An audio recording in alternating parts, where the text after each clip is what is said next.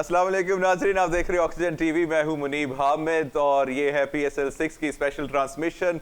इस्लामाबाद का मुकाबला कोयटा के साथ जारी है और 7 ओवर हो चुके हैं और 104 रन है इस्लामाबाद का। कोई भी विकेट नहीं गिरी और उस्मान और कॉलिन ऐसे खेल रहे हैं जैसे कि वो नेट्स में खेल रहे होते हैं। और सरफराज अहमद मेरे ख्याल से अभी तक कोई उनका वो एक अभी तक किसी कैमरा मैन ने उनके एक्सप्रेशंस नहीं पकड़े मेरे ख्याल से, जिस तरीके से हम लोग सरफराज अहमद को जानते हैं।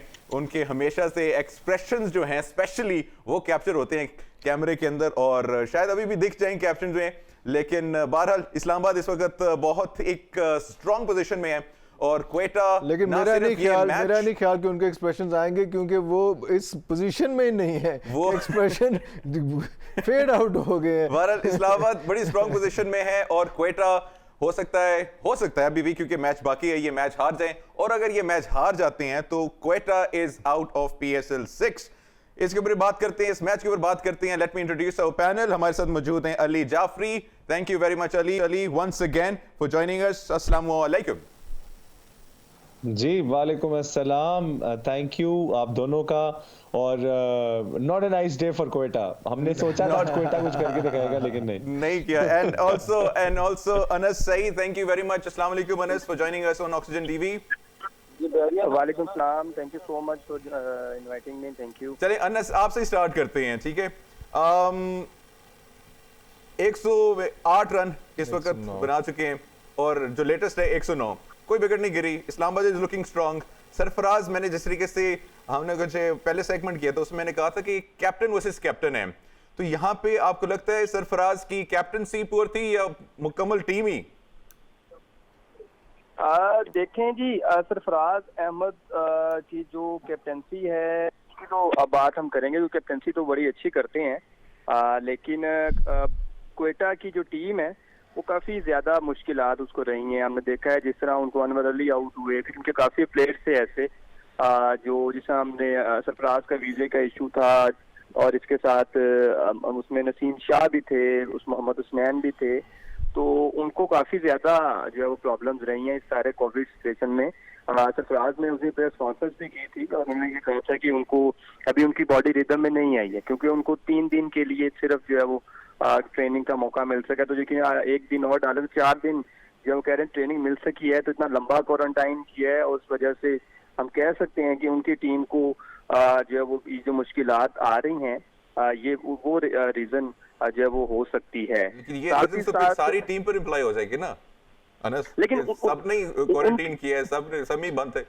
नहीं सरफराज बिल्कुल ठीक कह रहे हैं, लेकिन जो सरफराज लेट पहुंचा था, सरफराज लेट पहुंचे थे क्योंकि वो बाद में गए हैं और फिर एक कप्तान है, वीजा इशू उनका, बिल्कुल वीजा का इशू था उनका, वो कुछ अकामा था उसका इशू था जिस वजह से उन्होंने टीम को लेट ज्वाइन किया है। तो जब आपका कप्तान ही जो है वो मेंटली रेडी ना हो तो ये प्रॉब्लम जरूर आती है। लेकिन क्वेटा के लिए ये डू एंड डाई सिचुएशन है, बड़ा मुश्किल है। कप्तान मेंटली रेडी, तीसरे दिन उनकी वैसे भी तो बारी आई है मैच खेलने की। यार इतना तुम बिल्कुल ही ये तो मैं Anas is being lenient, Anas is being lenient और सरफराज है। Ali Jafar, what do you have to say about this? देखिए मैं आपको बताऊं कि जो सारी बातें कह रहे हैं अंश, ये कह ठीक रहे हैं। इसमें सारी बातें ठीक है कि सरफराज को भी मुश्किलात आई हैं, यकीनन क्वेटा की टीम को एज अ यूनिट प्रॉब्लम आई होगी, लेकिन बात ये कि आप प्रोफेशनल हैं, प्रोफेशनल के लिए कोई एक्सक्यूजेज नहीं होते। प्रोफेशनल लोगों ने अडेप्ट करना होता है, उन्होंने परफॉर्म करना होता है रिगार्डलेस जो मर्जी कंडीशन हो। और मैं समझता हूँ कि देखें अगर तैयारी का वक्त कम मिला है, ये चीज़ ये बिल्कुल जस्टिफाई नहीं करती कि आप 100 बना चुके हैं 13 ओवरों में और आप 130 पे ठप हो जाएं और आखिरी 7 ओवरों में 42 बॉलों पे आप 30 रन लगाएं बोर्ड पे, और बिल्कुल ऐसे नजर आ रहा हो जैसे आपके हाथ किसी ने आके बांध दी हो।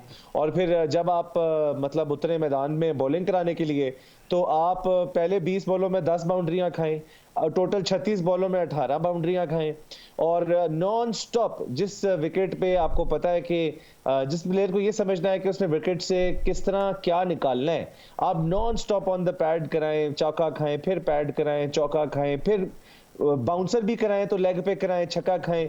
तो रिपीटेडली इसका मतलब ये है कि आपका कोई भी player up to the mark नहीं परफॉर्म कर रहा और आपका कोई भी प्लेयर जो है वो रिस्पॉन्सिबिलिटी नहीं ले रहा। अब अगर ओवरऑल आप देखें आज के मैच की सो फार जो कंडीशन है, 8 ओवरों में 117 रन, मेरी समझ से बालातर है कि किस किस्म की क्रिकेट खेल रहा है कोयटा।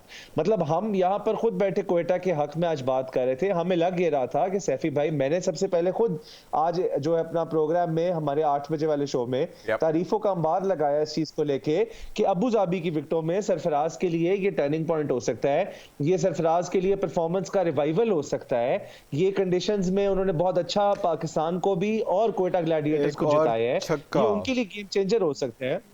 और आप यहाँ देख रहे हैं कि स्कूल बॉय स्टफ, ऐसे लग रहा है कि इस्लामाबाद यूनाइटेड जो है वो it's playing against a school team.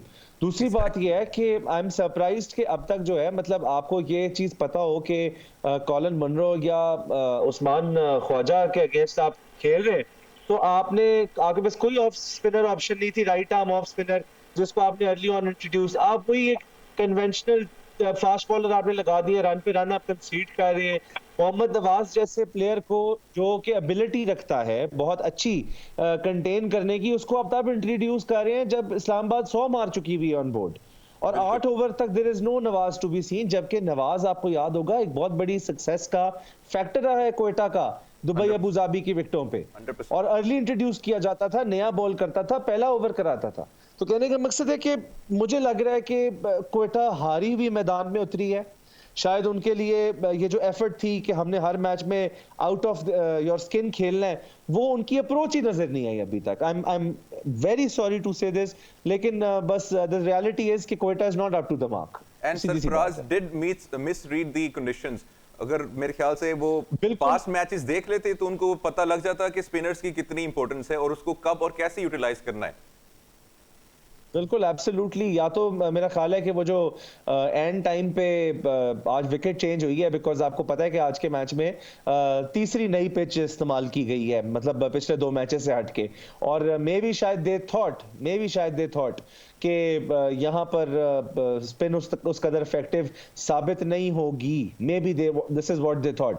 जहां तक ताल्लुक है इस्लामाबाद का आप देखें कि उनके पास बहुत ज्यादा स्पिनिंग ऑप्शंस नहीं थी, लेकिन Shadab himself 9 overs 127 run, 7 run रह गए सर बाकी 9 ओवर है 127। इस्लामाबाद तो ऐसे खेले जैसे वो नेट्स पे प्रैक्टिस कर रहा होता है, लिटरली इस्लामाबाद ऐसे खेले जैसे नेट्स पे प्रैक्टिस हो रही होती है। और नहीं, नेट पे प्रैक्टिस भी अंश, अगर आप मुझे सेकंड करेंगे, हम जब क्रिकेट खेलते थे नेट पे प्रैक्टिस करते थे, हमारे कोचेस कहते थे कि अगर आपने 6 ओवर प्रैक्टिस करने हैं तो 5 ओवर आपने बॉल को रोकनी है ताकि आप में पेशेंस और टेम्परामेंट आए, आखिरी ओवर आपने हिटिंग करनी है। तो ये तो वो भी नहीं हो रहा। आज आप बताइएगा क्या हो रहा है? यहाँ पे the super excited Usman Khawaja, he was super excited to play for PSL, और वो बिल्कुल साबित कर रहे हैं। जी अंस, अनस आवाज आ रही है आपको? अनस जी मैं आपको सुन रहा हूँ जी आपसे पूछ रहे हैं। इस पे कमेंट कीजिए प्लीज। कमेंट, आपकी वो बात बिल्कुल ठीक है कि अभी भाई ने जिस तरह कहा है कि जहाँ पे जो पिच को रीड करने का जो है ना अबू धाबी की, वो जरा बहुत मैटर कर रहा है, क्योंकि वहाँ पे स्पिनर्स की जो है वो अहमियत बहुत ज्यादा है, और जो पिच पे कुछ देर खड़ा हो जाएगा वो लेके चल जाएगा। इसको इनिंग को पढ़ाने के लिए बहुत ज्यादा जरूरी है कि कोई प्लेयर आपका रुक जाए वहाँ पे। लेकिन सरफराज आज फिर नाकाम हो गए हैं, तो उन्होंने आज सिर्फ 2 रन किए हैं। वही कहेंगे उनके कप्तान जो है वो लीडर, वो भी मेंटली तौर पे मेरा ख्याल है कि वो अभी रेडी नहीं है। जिस तरह उनके साथ हुआ है, सारी चीजें हुई हैं, वीजों का इशू, क्वारंटाइन, ये वो, उनको एयरपोर्ट भेज दिया, एयरपोर्ट से वापस भेज दिया, तो 2-3 दिन में उनको यकीनन या उनको करना चाहिए था कि इस पे सारा, क्योंकि उनका जो मेन है मोहम्मद नवाज जो है उनके मेन प्लेयर हैं, वो बड़ा की है, उनका जो बॉलिंग है वो बड़ा इफेक्टिव है उनके लिए, लेकिन उसको उसने आज नहीं कर पाए हैं। लेकिन वही बात है कि पिच को रीड करना बहुत जरूरी है अबू धाबी की, वहाँ के मौसम के लिहाज से किस तरह इसको लेके चलना है। बड़े मार्जिन के साथ जो है इस्लामाबाद यूनाइटेड जीत रही है। पॉइंट्स भी बढ़ जाएंगे उसके। यहाँ पे अली थोड़ा सा इस पे कंफर्म कर दीजिए, जिस तरीके से मैंने स्टार्ट में कहा था, क्योंकि ऑब्वियसली क्वेटा के फैंस भी देख रहे होंगे। ऑब्वियसली ये मैच तो क्वेटा हार चुकी है, so does Quetta have any chance of still being in PSL? No I don't see any chances because उसकी वजह है कि आज देखें कोयटा अगर 6 मैचेस अपने खेल चुकी है और आज जिस तरह बज़ाहिर नजर आ रहा है 5 रन रहते हैं, 63 बॉल्स हैं इस्लामाबाद के पास। सो आफ्टर दिस मैच एक विन होएगी अभी तक कोयटा की, और यहाँ पे जो डिफीट्स हैं वो 5 हो जाएंगी, जिसके बाद जो पॉइंट्स टेबल है उसमें आप सिर्फ 2 पॉइंट्स के साथ आप नंबर 6 पे स्टैंड करेंगे 6 मैचेस के बाद।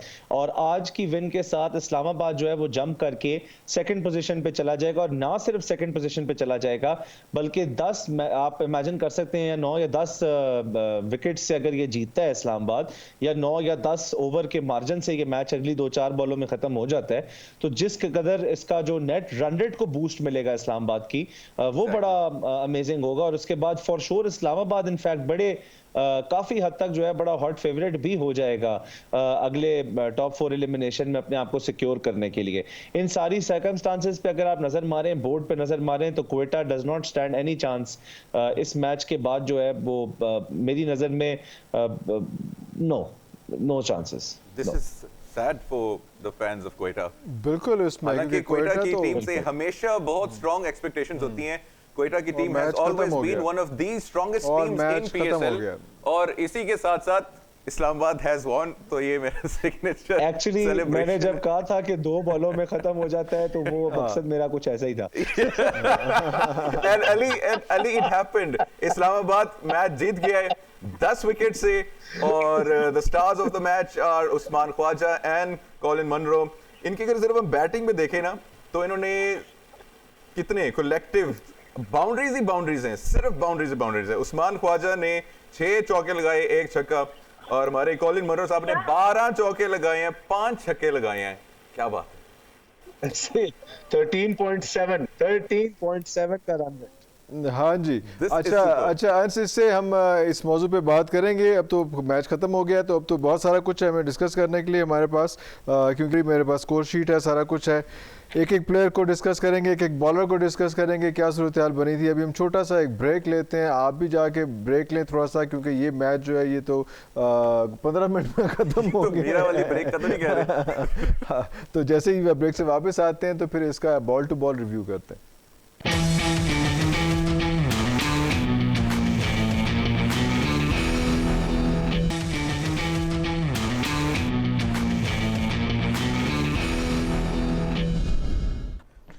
Welcome back. आप देख रहे हो ऑक्सीजन टीवी। ये है PSL 6 की स्पेशल ट्रांसमिशन, और इस्लामाबाद ने कोयटा को थ्रैश कर दिया, बिल्कुल तबाह कर दिया। और अभी अब आप भी देख रहे होंगे सरफराज की जो गुफ्तगू थी रमीज भाई के साथ, जिसमें उन्होंने कहा है कि जो कल का मैच है उसमें वो दुआएं पढ़कर आएंगे कि वो टॉस जीत जाएं, और भी उन्होंने कुछ कहा था। लेकिन बहरहाल लेट्स स्टार्ट। कोयटा की थोड़ा सा हम लोग करते हैं, इसका थोड़ा सा डाइसेक्ट करते हैं, कोशिश करते हैं कि लेट्स फाइंड आउट कि what went wrong with Quetta. And Anas, मैं आपके पास आऊंगा। बैटिंग वीक थी या कि जो बॉलिंग थी इस्लामाबाद की वो स्ट्रांग थी? जिस तरह का उनका स्कोर बोर्ड है, सिर्फ उन्होंने 133 की है, तो मैं तो कहूंगा कि बैटिंग कमजोर थी। लेकिन जब आपने पहले बैटिंग की है तो उसका आपने अपना बिग टोटल नहीं दे सके हैं, तो आपको बॉलिंग इतनी अच्छी करनी होगी। लेकिन जब दूसरी इनिंग आती है तो उस दौरान हम देखते हैं कि ना उनकी बॉलिंग अच्छी है, ना उनसे कोई एक विकेट नहीं ले सके। मुझे बताएं बॉलिंग कहाँ से अच्छी है, मैं किससे बात करूं। एक विकेट नहीं ले सके हैं। उनकी बॉलिंग है, मैं इस्लामाबाद का कह रहा था। अच्छा, उनकी कह रहे थे। लेकिन हम उनकी अगर बात करें कोयटा की सिर्फ टीम की, उनकी बैटिंग और बॉलिंग की बात करें तो उन्होंने काफी ज्यादा जब वो इसमें लैप्स नजर आए हैं, मिस फील्डिंग उसमें नजर आई है। तो यकीनन जब उन्होंने एक 133 पे उनकी टीम को रोक दिया है 133 पे, तो यकीनन उनके लिए उनकी बॉलिंग अच्छी है तो उन्होंने उस पर किया है। लेकिन जब आप स्कोर बोर्ड पे अच्छा नहीं कर सकते हो, बैटिंग आपकी अच्छी नहीं है, तो आप बॉलिंग पे आपको फोकस करना होता है। उन्होंने आपने देखा कि उन्होंने कोयटा ने नवाज को जब खिलाया, जाहिद महमूद है उसमें, तो दोनों स्पिनर लगाए हैं, लेकिन इसके बावजूद जो है उनकी ओपनिंग पार्टनरशिप जो है वो उसको नहीं वो कर सके हैं, उसको आउट नहीं कर सके हैं। और यही रिजल्ट हुआ है कि कोयटा को एक अच्छे खासे मार्जिन के साथ जो है इस्लामाबाद यूनाइटेड ने शिकस्त दी है। और मेरा ख्याल है कि अब 6 में से 5 मैच हार चुके हैं, तो एक चांस और होगा अगर आगे क्वालिफाई करने के लिए, तो एक आधा चांस है वो अगले मैच में, अगर अगला भी हार जाते हैं तो क्वेटा, और that chance is not far away. कल दूसरा मैच है और पेशावर के साथ। लेट्स से क्वेटा कल का मैच जीत जाती है, ये क्वेटा के फैंस के लिए बेसिकली कि do they have a chance of coming back? हाँ बिल्कुल है, अगर कल का मैच जीते तो फिर चांस अब बन जाएगा कि ये आपने क्वालिफाई कर सकते हैं या 4 में आ सकते हैं। लेकिन कल का मैच हारते हैं तो कल डिसीजन हो जाएगा कि क्वेटा जो वो बाहर हो चुकी है। लेकिन अंश कल का अगर मैच जीत जाते हैं अंश, तो फिर मेरा ख्याल है कि इस तरह से होगा कि अगर वो वाली टीम उसके साथ हार जाए तो वो उससे जीत जाए तो वो उसके बिल्कुल ही, मैं ये नहीं कह रहा हूँ कि बिल्कुल ही इजीली क्वालिफाई करें, लेकिन एक चांस पैदा हो जाएगा कि हम अभी दौड़ में हैं। और मुझे लग रहा है इसमें अली जाफरी भी कुछ ऐड करना चाह रहे हैं। अली जी, मैं ये अर्ज करना चाह रहा हूँ कि वो वैसे हो जाएगा जैसे 1992 में पाकिस्तान पहुंचा था। कहने का मकसद है कि 4 मोर विन्स आपको 10 पॉइंट दिलाएंगी। 5-5 के साथ आप इस पोजीशन में जरूर आ जाएंगे कि हो सकता है आप नंबर 4 पे आके किसी न किसी तरीके से टॉप 4 में पहुंच जाए, लेकिन उसमें बहुत ज्यादा इफ्स एंड बट्स होंगी कि वो टीम उसको हराए, उसके 2 पॉइंट ना बढ़े, जो टॉप 2 है उनका विनिंग मार्जिन लंबा होता जाए, जो 4th और 5th पे खड़ी है इनको बैक टू बैक डिफीट मिले, और मतलब इस तरीके से, यानी आपने वो बहुत ज्यादा कह लें कि ब्लीक है, बट है अगर कल वाला भी खत्म हो जाता है तो फिर चांसेस बिल्कुल बुलडोज्ड है। ये मतलब बिल्कुल वैसे हिसाब हो जाएगा जैसे पाकिस्तान के फैंस इंटरनेट के ऊपर जब पाकिस्तान वर्ल्ड कप में था तो उसकी क्वालिफाई करने के लिए वो ऑप्शंस निकालते थे, पाकिस्तान इससे जीत जाए, न्यूजीलैंड उससे हार जाए, इंडिया उधर से हार जाए, उधर से चौके कम मार दे, उधर से विकेट ज्यादा ले। नहीं, लेकिन सूरत हाल ये है कि अगर वैसे अगर रियलिस्टिकली देखें जितने डिजास्टर के साथ आज वो हारे हैं, कल कोई उम्मीद है कि इतना अच्छा वो खेल जाएंगे? और पेशावर जो है अभी कराची को जीत के आया और कराची को अच्छे तरीके से जीत के आया। कराची जो हार्ड फेवरेट थी और पिछली बार की चैंपियन भी थी उसको जीत के आया और अच्छे मज़े से जीत के आया। पेशावर का अपना मोटिवेशन लेवल बड़ा अच्छा जा रहा है, तो क्या सूरत हाल बनेगी आपकी? मुझसे पूछ रहे हैं? जी आपसे, जी अंश आपसे। अंश ऐसे सॉरी अंश से, सॉरी, हाँ जी। अब जब आपने जो बात की है सारी चांसेस क्वेटा के हैं, ये कप्तान को भी पता है कि जी अब कल डू एंड डाई है, लेकिन वो अपनी नई प्लानिंग के साथ आएंगे, नए हिकमत अमली के साथ आएंगे, सारी उनकी मैनेजमेंट की मीटिंग होगी, क्योंकि कल डू एंड डाई की सिचुएशन होगी। तो कल का मैच जीतना, अगर आपने जो है वो क्वालिफायर की दौड़ में ही रहना है तो उसके लिए कल को आपको मैच जीतना पड़ेगा। आप इफ व्हाट है उसमें आपने रहना है। जीतना तो आज भी, जीतना तो आज भी चाहिए था ना। 36 बॉलों पे 90 स्कोर खा लिया मनरो से। 6 प्लेयर्स टेस्ट की, 6 बॉलर्स टेस्ट किए, कोई एक बॉलर भी कामयाब नहीं हो सका उसमें। तो ये ओवरऑल मेरे ख्याल से इसमें क्वेटा का जो मोराल रहा है, उनका जो पूरा का पूरा टूर्नामेंट रहा है, वो भी बहुत ही एक 5 छक्के तो बहुत है, वो तो मैं बता रहा हूं, 5 छक्के टोटल 6 छक्के हैं, टोटल 6 छक्के हैं, लेकिन जिसमें से 5 मनरो के हैं उसमें। बहरहाल आई स्टिल सी कि Quetta does not have a chance even कल, क्योंकि उनका मोराल बहुत ज्यादा डाउन होगा। और अगर टीम कंपैरिजन करी जाए, लेट्स से अली जाफरी पेशावर की और क्वेटा की टीम कंपैरिजन करती, Quetta has been one of the strongest teams in the tournament. PSL की जो अब तक जितनी भी सीजन्स हुई हैं उसमें फेवरेट भी रही है और स्ट्रॉन्गेस्ट भी रही है। And at the same part Peshawar is obviously stronger, obviously उनकी वो सिचुएशन नहीं जो क्वेटा वाली है, they have the edge, confidence उनका ऊपर है। और सरफराज का भी हम लोगों ने देख रहे थे इंटरव्यू के अंदर, उनके जो एक्सप्रेशंस थे, उनका जो बॉडी लैंग्वेज थी, वो भी यही थी कि बस चलिए, बस क्या कर सकता हूँ जी मैं अब। असल में ये जो आपने अभी बात की है ना मुनीब, मैं इस बात का काफी देर से तज़किरा करना चाह रहा था कि हम इस चीज के बारे में बात कर रहे हैं कि 4 मैच जीतेंगी, इतने पॉइंट हो जाएंगे। कप्तान इस चीज के बारे में बात कर रहा है? कप्तान क्या अपने प्लेयर्स के साथ इस चीज को डिस्कस कर रहा है? कप्तान की तो इस वक्त बॉडी लैंग्वेज ये है कि आज मैं बात नहीं करूंगा, लेट हो गया है, अब कल बात करूंगा मैच से पहले। नहीं, वो भी बड़ी और चीज थी आपकी इस बात में ऐड कर रहा हूँ। कप्तान ने कहा कि जी कल मैं दुआ करके आऊंगा कि टॉस जीत जाऊं, और दुआएं करके आऊंगा कि टॉस जीत जाऊं। मैं अभी इसी बात पे, हाँ मैं अभी वो अच्छी बात है, वो मतलब वो अच्छी बात, दुआ करें, जरूर करें, लेकिन वो हमारे पास कुछ प्लेयर्स थे आए हुए थे, डिस्कस कर रहे थे जो पिछले वर्ल्ड कप में से थे, तो वो कह रहे थे कि यार बड़ी अच्छी बात है, हम भी दुआएं करके आते थे, हम भी नमाजें पढ़ के आते, हम भी नफल मांग के आते थे, हम भी अपने पेरेंट्स को कहते थे कि हमारे लिए दुआ करे, सारा कुछ करे, लेकिन जब हम ग्राउंड में उतरते थे तो फिर हम गुर्रा के चैलेंज करते थे अगली टीम की रह गया वो सारा बाहर करके जब ग्राउंड में आ गए हैं तो फिर आपने जहाद के लिए आपने ललकारना है दुश्मन को, फिर ये नहीं कहना कि जी मैं दुआ करूंगा अगली बार। ये बातें जो है बड़ी गलत जगह पे जा रही हैं, ये बातें बड़ी गलत जगह पे जा रही हैं। मैं आपको अर्ज करूं कि बात यहीं पे खत्म हो जाती है कि कैप्टन का जो मोराल है इस वक्त वो कल क्या कर लेगा, नीचे जाके गिटो पे चला गया है कि जी आज तो वो सो गए होंगे तो कल मैं देखूंगा कि कल क्या करना है, और कल मैच है। शुक्र है सरफराज ने ये नहीं कह दिया कि हमें दोबारा एक और बारी दें इसी मैच में। अब एक और बारी हो सकती थी, एक और बारी हो सकती थी, क्योंकि एग्जैक्टली 10 ओवर्स में आधे मैच में स्कोर पूरा हो गया, तो वो एक और बारी हो सकती थी। ये इस पे फॉलो ऑन हो सकता है, ये जो कंकशन रिप्लेसमेंट शुरू हुई है इस पे फॉलो ऑन भी रखे, अगर रिप्लेसमेंट हो सकती है तो फिर फॉलो ऑन भी रखें। अच्छा, मैं यहाँ पे आजम के हवाले से बात करना चाहूँगा, अंश आपसे मैं बात करना चाहूँगा उसमें कि 26 रन किए हैं उन्होंने, 23 बॉलों के ऊपर, एक चौका मारा है, सॉरी 2 चौके मारे हैं, एक छक्का मारा है, और आज एक कैच ड्रॉप भी किया है। आप इस बारे में क्या कहेंगे कि आप भी सिर्फ मोइन खान की तरह मुस्कुरा के देखेंगे कि यार जो कुछ भी हुआ है मेरे साथ कोई बात नहीं, लेकिन सबसे जो रिलीफ फील कर रहे थे आज अभी डग आउट में वो मोइन खान ही थे।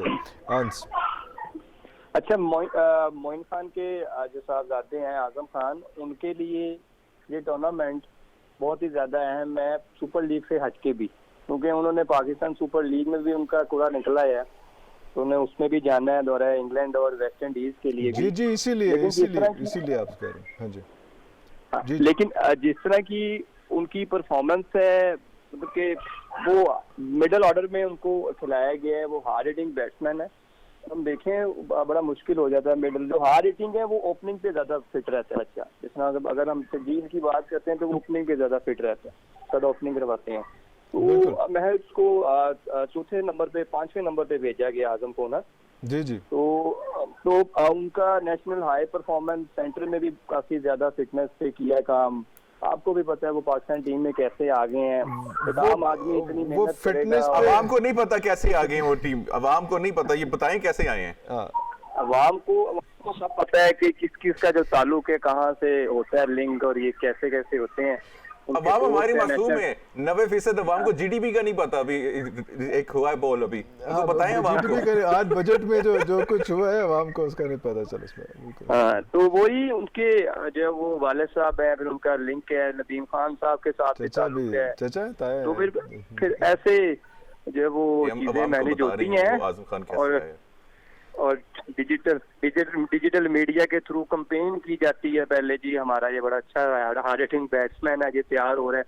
आप ये देखें, इमेजिन करें कि पहले शजील खान को लाया गया, जिनकी फिटनेस पे इतना जो वो बात होती थी, फिटनेस नहीं है, ये नहीं है, वो नहीं है, जी 109 किलो का है, जी 120 किलो का है, ठीक है, और पहले उनको ही नहीं किया गया, और उससे अगली सीरीज में उनको कर दिया गया, ताकि फिटनेस वाली बात ही खत्म हो गया ना। तो किस तरह ये पॉइंट नहीं आया था मेरे ज़हन में। यस, किस तरह पूरा ड्रामा, किस तरह ये रास्ते बनते हैं, किस तरह ये प्लानिंग होती है, हम नहीं सोच सकते हैं कि यार ये फिटनेस वाला है, शजील का है, उसको पहले डालो, फिर उसके बाद अगला। अच्छा, आपने आज आपने तीसरे चौथे दिन है, हमारा तीसरा दिन है आज, आपने ज्वाइन किया। जो पहले दिन हमने स्टार्ट किया था तो इस पर डिस्कशन शुरू हुई थी, तो उसमें पीसीबी के हवाले से मैंने बात की थी, मेरा ख्याल है अली के साथ भी ये बात हुई थी कि ये बिल्कुल जो है ना वो सोप सीरियल्स की तरह सिचुएशन है, सास बहू की साजिशें और तैयारी। जो आपने बड़ा मज़े का बताया उसमें कि पहले एक को सेटल किया है, और उसके बाद जब लोगों का माइंड सेट हो गया है, एक्सेप्टेंस हो गई है, तो उसके बाद यार मतलब ये तो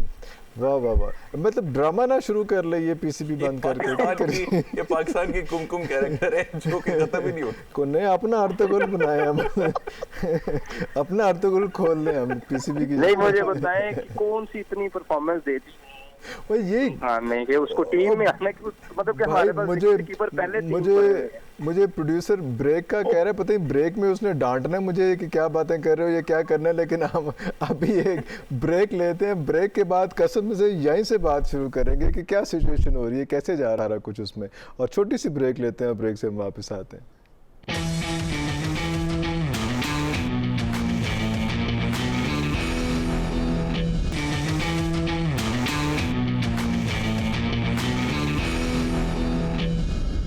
वेलकम बैक जी, आप देख रहे हो ऑक्सीजन टीवी, ये PSL 6 की स्पेशल ट्रांसमिशन। और ब्रेक पे जाने से पहले हम लोग बहुत खूबसूरत बातें कर रहे थे और एक स्पेसिफिक प्लेयर है जिनका नाम है आजम खान।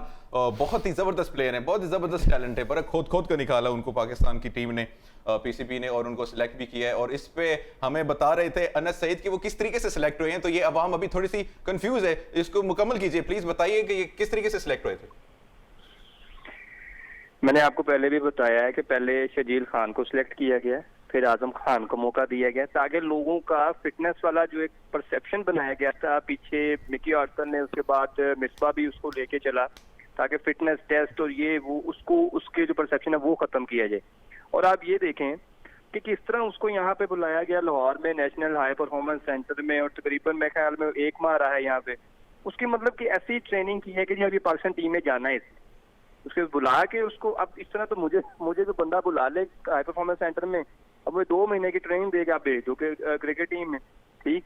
मतलब कि इस तरह करके एक प्रोसेस के जरिए उनको बुलाया, वहाँ पे उनकी ट्रेनिंग की, उनकी फिटनेस पे भरपूर काम किया, क्योंकि हमारे पास टैलेंट बहुत कम है। आजम खान जैसा हमारे पास टैलेंट खत्म हो गया है पाकिस्तान की क्रिकेट में और पाकिस्तान में। इस तरह का नया टैलेंट उसको पहले निखारा गया, अब उसको पाकिस्तान की जो क्रिकेट में पेश किया गया है। उनके वालिद साहब भी हैं, हर बंदे का जो वसूल तो सूख होता है, तो ये चीजें काफी ज्यादा लिंक करती हैं। आम आदमी को भी मुझसे ज्यादा बेहतर समझ आएगी कि किस तरह किसी आम आदमी कोई अच्छा प्लेयर होगा, वो परफॉर्म कर करके डोमेस्टिक में उधर का उधर ही रह जाता होगा, लेकिन जो ये एकदम से प्लेयर पाकिस्तान टीम में आ जाते हैं तो लोगों को चीजें समझ आती हैं कि ये लिंक क्या है और ये किस तरह आई है। आप किसी भी आम आदमी से पूछना, ये आजम खान भी अपने बाप की वजह से आया है, तो ये वही सारी चीजें हैं और एक प्लानिंग होती है। प्लानिंग के तहत क्रिकेट बोर्ड अपने जो गोल हैं जो उनको मीट करते हैं, और खास तौर पे जो चीफ सिलेक्टर टीम के वो बड़े मुतासिर हैं डिजिटल मीडिया से, ट्विटर से। वहाँ पे आप किसी प्लेयर की आवाज उठाएं और आप उसको उठाते रहे देखें,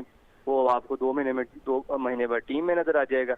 उसके स्टैट्स को नहीं देखेगा, उसके डोमेस्टिक परफॉर्मेंस को नहीं देखेगा, बेशक खेली है नहीं खेली है। इमाद वसीम को उन्होंने बाहर किया और बिला वजह इमाद वसीम वापस टीम में आ गए हैं। इस तरह हारिस सुहेल हैं, उनको पहले ही वनडे से बाहर नहीं करना चाहिए था, उनकी वनडे में परफॉर्मेंस अच्छी थी, इनको ड्रॉप किया गया, लेकिन अब उसको वापस ले आए हैं।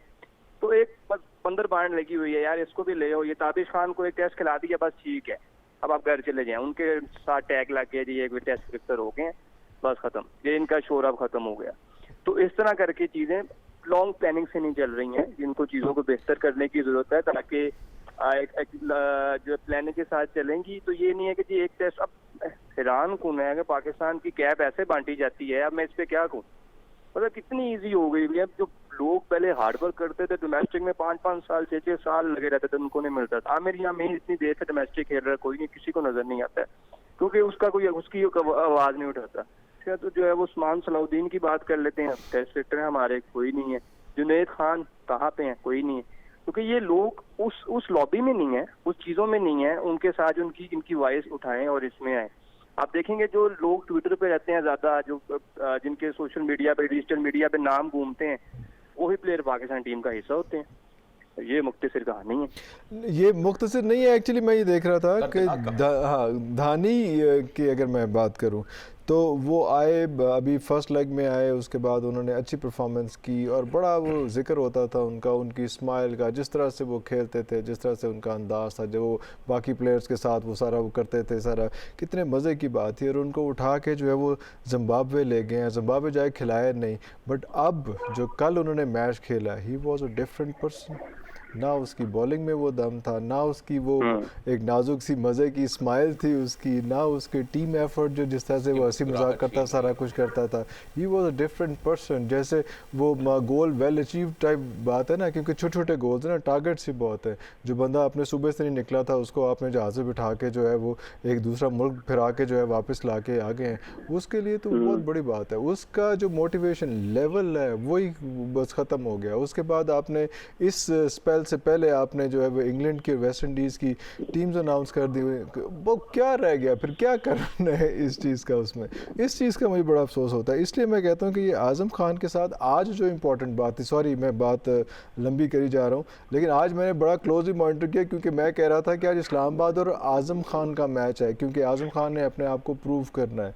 और हुआ ये कि उसका जो स्टंप हुआ, स्टंप भी कंफ्यूजिंग था, वो इतनी देर लगा के जो है डिसाइड किया गया कि यार ये इसका पैर अंदर था बाहर था, अंदर था बाहर था, चलो यार फिर पता किया कि यार नहीं, किसी ने कान में कहा कि अंदर था, थर्ड अंपायर ने नहीं कहा, किसी ने कान में पैर अंदर था, तो वो ठीक है, वो हो गया। उसके बाद जब रनिंग बिटवीन द विकेट करता है वो बेचारा लाडू सा काका, वो थक जाता है। उसके बाद जब उसने एक चौका मार दिया उसको हसन अली को गुस्सा आ गया। हसन अली ने बाहर एक बॉल कराई और उसको पता था कि ये बॉल को खेलने ज़रूर जाएगा, लेकिन इसका फुटवर्क है ही नहीं, इतना थका हुआ है कि उसने वहीं खड़े होकर ना ऐसे करके खेल लेना है। एंड एग्जैक्टली दैट हैपेंड कि वो अपनी जगह पे खड़े, वो भाई नहीं भागा, किधर वो उतने गेंद कराती, मैं ऐसे खिलौता होते गेंद करा रहे, व्हाट इज दिस बिहेवियर। और वो उधर वही खड़े खड़े उसने जाके उसको बैट को बॉल को टच किया और वो आउट हो गया। उस पर हसन अली ने वैसे ज़्यादा गुस्सा दिखा दिया, इतना गुस्सा नहीं दिखाना चाहिए था, लेकिन मेरा ख्याल मेरी तरह का गुस्सा उसमें भी था। उसके बाद उसने एक जो है यहाँ पे छलांग मारी है, वो बॉल नहीं रुकी उससे, दूसरा उसने कैच ड्रॉप कर दिया उसमें। अब जब बैटिंग कर रहा था वो, जब उसने हसन अली को शॉट मारी है, तो ऐसे कोई वारे न्यारे हो रहे थे सारे कमेंटेटर्स उस पर, अगर आप उसकी रिकॉर्डिंग देखेंगे कि पता नहीं वो क्या, वो सब उन्हीं का चाचे भतीजे सारे बैठे हुए हैं वहाँ पे। और उसके बाद जब वो आउट हुआ तो बैठे भी हुए हैं जी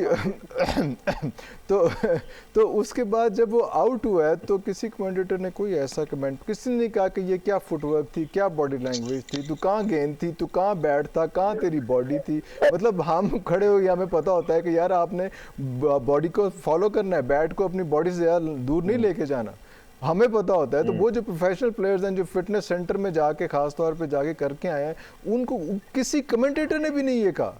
और अक्सर जब मैं बात कर रहा होता हूँ, क्योंकि जिस तरह से अंश आप आज आए हैं, इस तरह से हमारे वो रोटेशन पे 25-30 हमारे वो जो गेस्ट आते हैं माशाल्लाह सारे, उसमें से 30 में से जो है ना वो कोई 28-29 उसका साथ दे रहे होते हैं। वो कहते हैं कि यार ये बड़ा अच्छा खेल रहा है, ये आपको अंदाज़ा नहीं है, ये अगर 30 बॉलें खेलता है तो उसके अंदर से जो है अगर वो 50 रन कर जाता है तो और क्या चाहिए आपको। अब मैं फिर वो कहूँगा व्हाट इज दिस बिहेवियर, ये क्या है? मैं 1 मिनट चाहूंगा आपसे। जी अली, ये कोई गलत बात है इसमें से? नहीं वो अभी कैट ड्रॉप किया, एक दफा रिप्ले दिखा के आगे चले गए। यार रुक जाओ अली, ये गुस्सा निकलने दो, ये बाहर निकलने दो।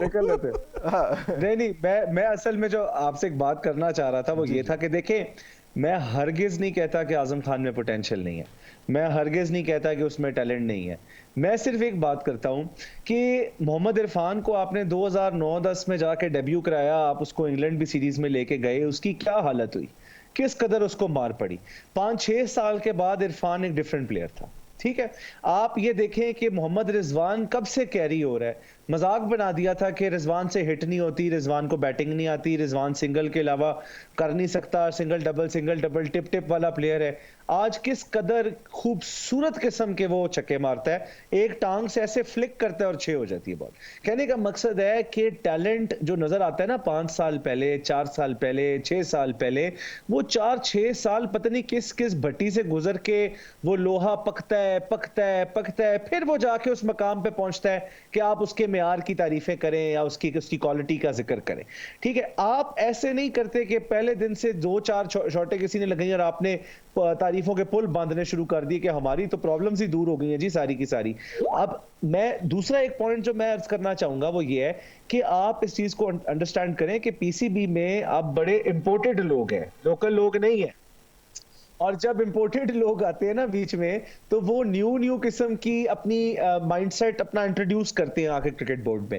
इस वक्त एक पूरी नैरेटिव बिल्डिंग की जाती है, हर एक प्लेयर जिसके ऊपर शक व शुबहात हो उसकी सिलेक्शन पे, उस पे पूरे 6 महीने पहले से काम किया जाता है, सोशल नेटवर्किंग साइट्स पे उसकी वीडियो हैंडलर्स हैं, हाँ जी, मीडिया हैंडलर्स हैं, मीडिया बिल्कुल।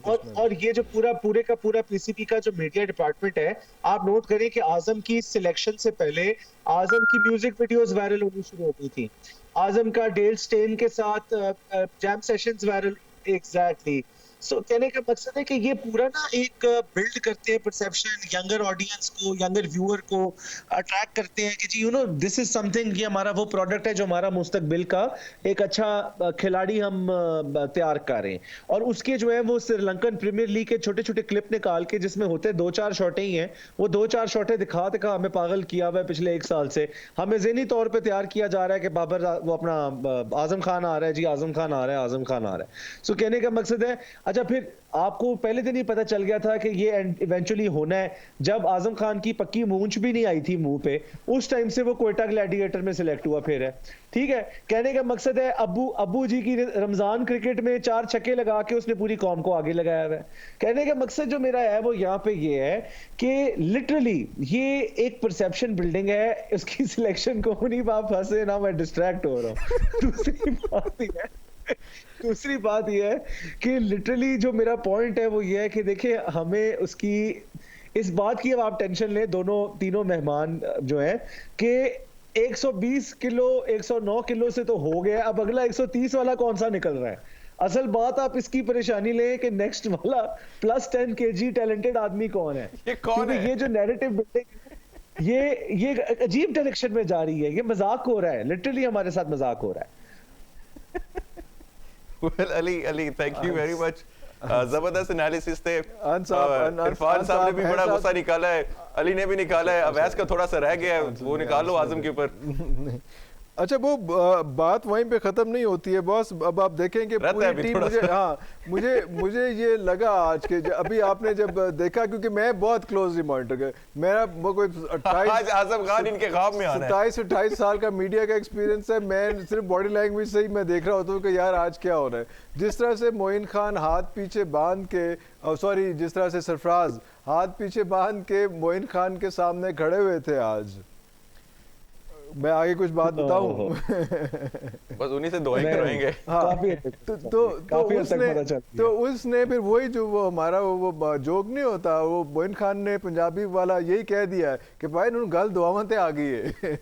उन एफर्ट तो बाहर निकल गए और वो एक किस्म का वो कह गया कि गल दुआवतें आ गई। सरफराज ने तो देखे ना, सरफराज ने तो गेम ही रैप अप कर दी ना, ये बात कह के कि मैं दुआ करूंगा कि मैं कल हम टॉस जीते। मतलब बॉडी लैंग्वेज आप ये देखें, आप माइंडसेट देखें कि अगर हम टॉस हार गए तो हम ज़हनी तौर पे मैच तो ऑलरेडी हारे हुए हैं, मतलब हमने फाइट भी नहीं करना जीत के लिए, हमारी तो मतलब ये वाली हालत हुई है। और दूसरी जानब से मोइन खान से मैं मेरी बड़े हाथ जोड़ के मेरी रिक्वेस्ट है कि first you need to feel कि आपकी टीम जो हारी है, आपको पहले उसकी मिजरी फील होनी चाहिए।